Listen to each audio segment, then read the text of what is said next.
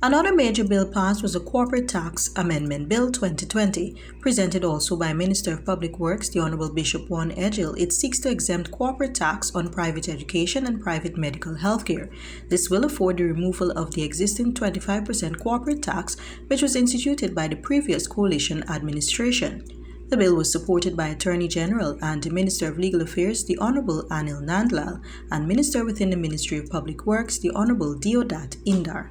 Such a removal will make it a more profitable venture to attract quality educational investments, which will result in greater access to learning opportunities across all fields of study. Additionally, Mr. Speaker, the 25% of corporation tax on private corporate medical health care institutions and services will make it more affordable to the average Guyanese and will attract specialty health care services to the country. So this measure, Mr. Speaker, seeks to address improvement, affordability, and access to private educational opportunities as well as the private medical institutions. So to explain the impact of this measure and how it will benefit the ordinary man, I would like to give you, Mr. Speaker, in the House, an example. The removal of the 25% corporate tax on education will allow for this.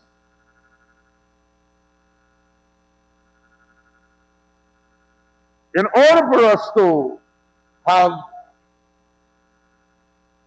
quality education, which will certainly improve our capacity to be productive, ensuring that we have a skilled labor force, we have to expand opportunities that already exist. And in the expanding of those opportunities that already exist, affordability is a big issue. And we have to give people choices.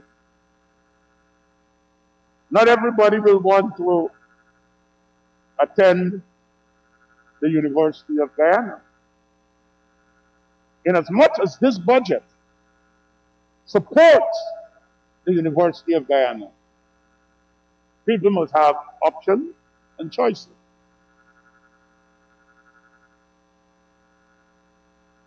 So, this measure is intended to attract other institutions of learning, reputable, well-accredited institutions of learning, to set up campuses in Guyana and offer those opportunities to Guyanese in the first instance.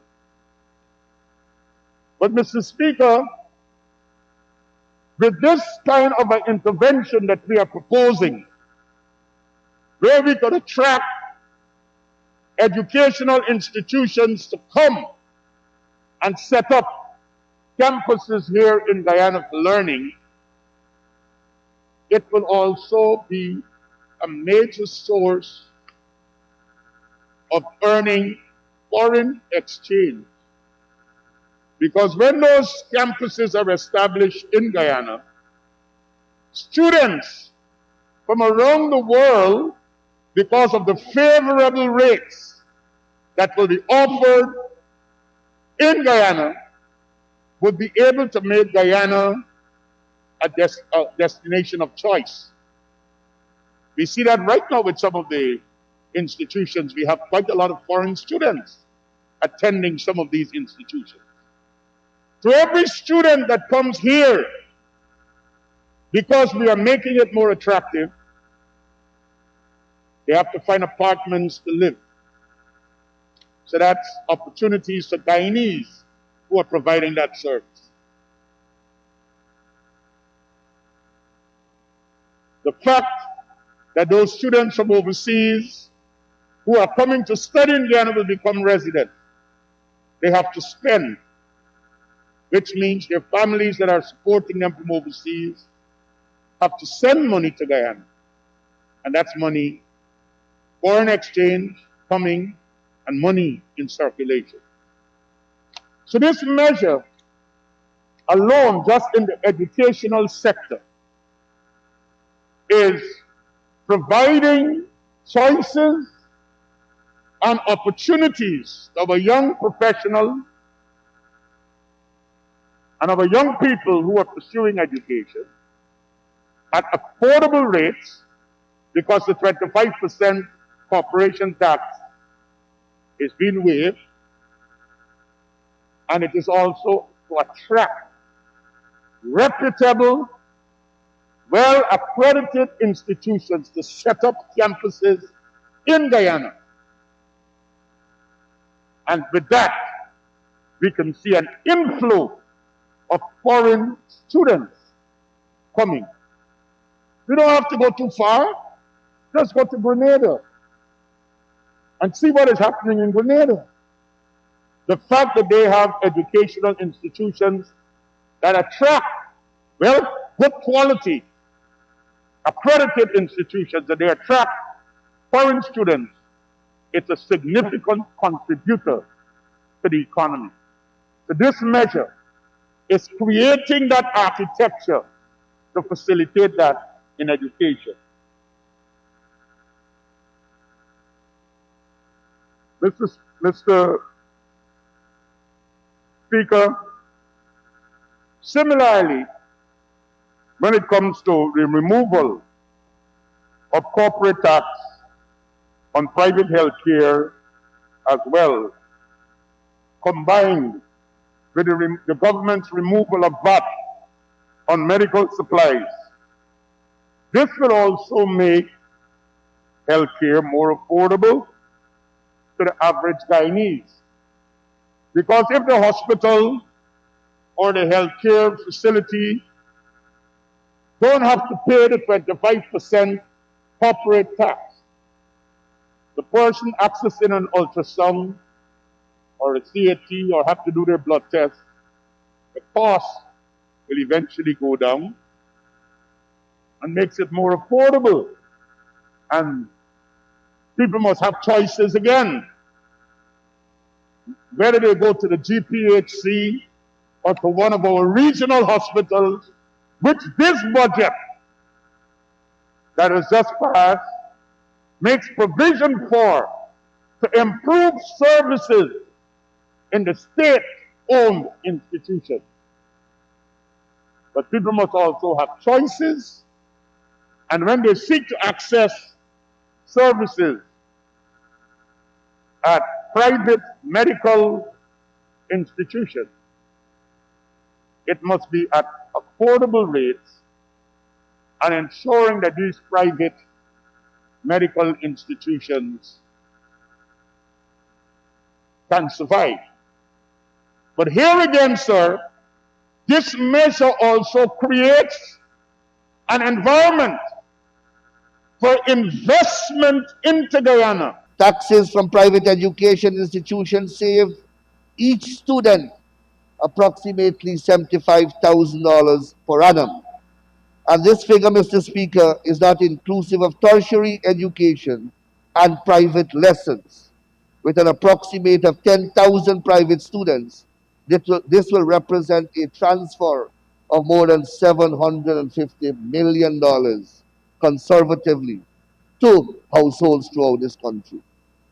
Mr. Speaker, the Bank of Guyana 2018 annual reports show that the health services accounted for 7.96 billion alone.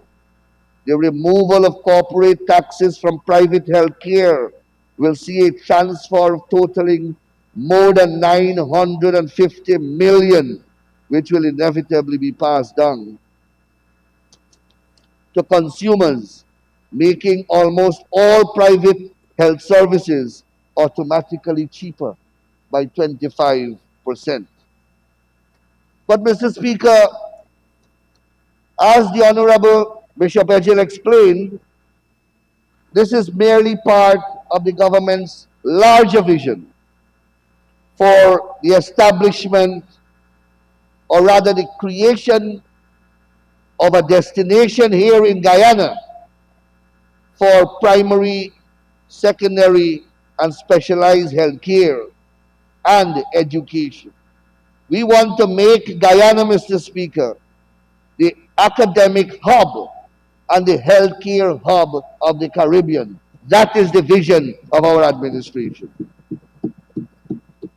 Mr. Speaker, the Bishop spoke about the St. George's University in Grenada, and that is only one example. That is only one example of what a singular investment can do. Mr. Speaker, now with COVID here and with the tourism sector performing at its worst, St. George's University has become a fundamental component of the economic foundation of Grenada because of the thousands of students, parents that live there and visit there on a regular basis.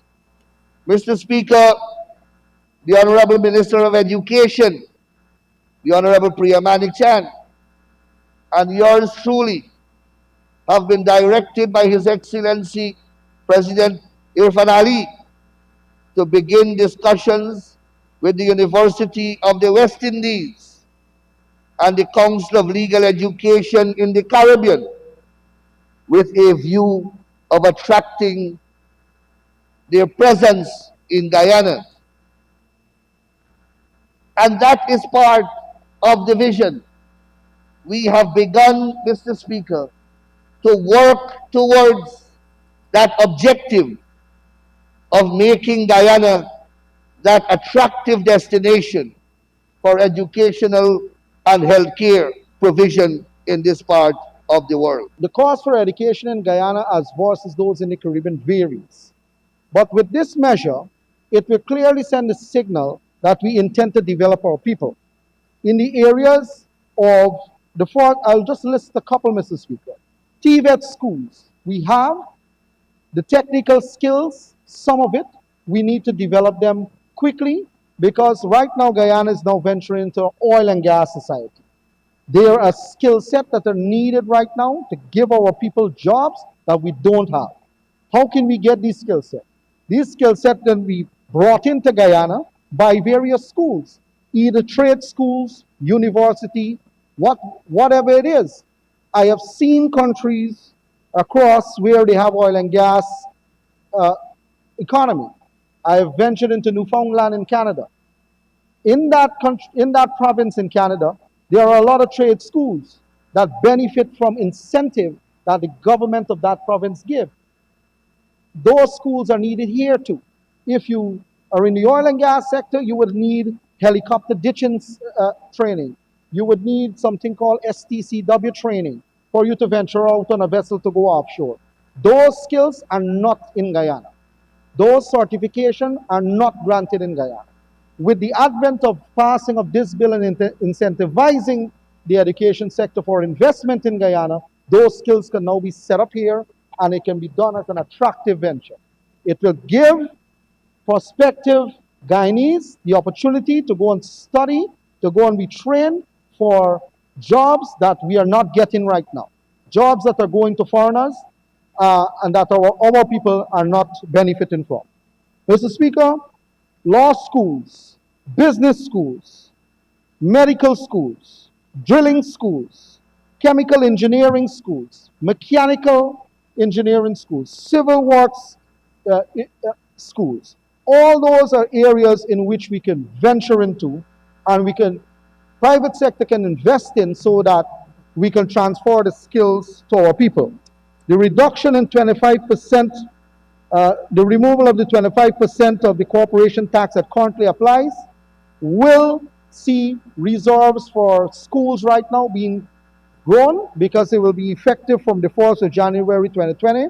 It will see reserves that would now have to go into government's hand, will stay in the private sector's pocket. That money can be reinvested for existing schools to further expand. In addition to the removal of the corporation tax for schools, private education, I will go into the healthcare sector.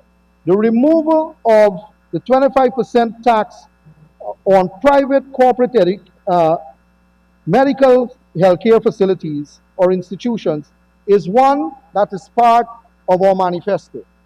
Our manifesto, Mr. Chairman, we have arrived here in Parliament and in government through a political process. That process, we went to the people of Guyana, we said that all of the draconian measures, all of the hardship measures that were placed by the previous government, we will remove them. This is one step in that direction. Mr. Speaker, if you look at tax regimes throughout the Caribbean, Guyana is placed as one of the highest tax rate regimes. The rate of tax is very high. And because of that, Guyana is being shortchanged with new investment, new foreign direct investment over a number of years.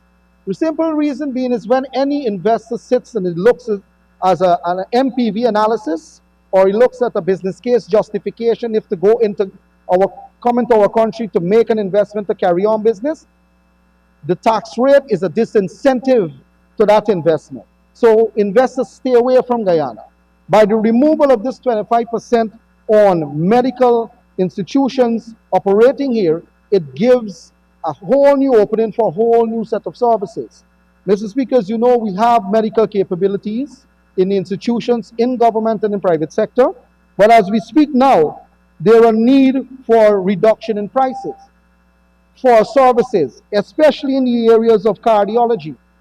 Mr. Speaker, I have experienced this at my own time.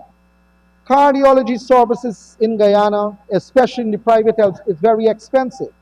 With the advent of the removal of the 25% corporation tax, that can be factored into a reduction in costs for units charged to Guyanese citizens. Everything surrounding heart bypass surgery is a very expensive thing. This reduction in taxation can find its way back to the cost per unit the hospital charge to patients. Services such as orthopedic